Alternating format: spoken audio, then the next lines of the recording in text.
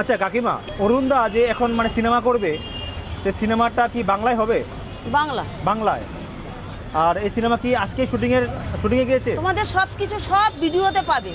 হ্যাঁ। উনি আজকে সব বলেছে, একটা দেড়টা দুটোর মধ্যে সব ছেড়ে দেবে, সব ভিডিও ছেড়ে দেবে, আজকে কি হচ্ছে না হচ্ছে সব বলে ছেড়ে দেবে। আচ্ছা, সব পেয়ে যাবে। মানে তোমার মুখ থেকে শুনতে চাই যে ব্যাপারটা কি, আজকে কোথায় গিয়ে? আমি বলতে পারছি না তো, মানে উনি ভোরবেলায় ঢুকেছে, আমি এখানে 10টার সময় এসেছি, উনি বেরিয়ে গেছে।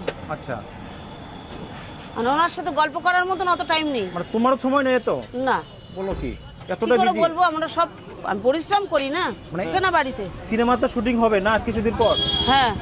সিনেমার নামটা কি বলতে পারবে? না না, কিচ্ছু না, এখন কিচ্ছু ডিক্লিয়ার হয়নি। চিন্তা করবেন না, আমাদের ভাটবাজ কাকা সাংবাদিক সম্মেলন করে সব কিছু বলে দেবে। হিন্দি সিনেমা নাকি বাংলা সিনেমা।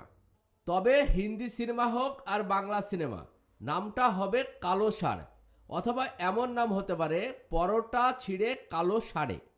তবে নায়িকা এখনো সিলেক্ট করা হয়নি, হবে মিয়া খলিফা টেলিফা কেউ একটা হবে।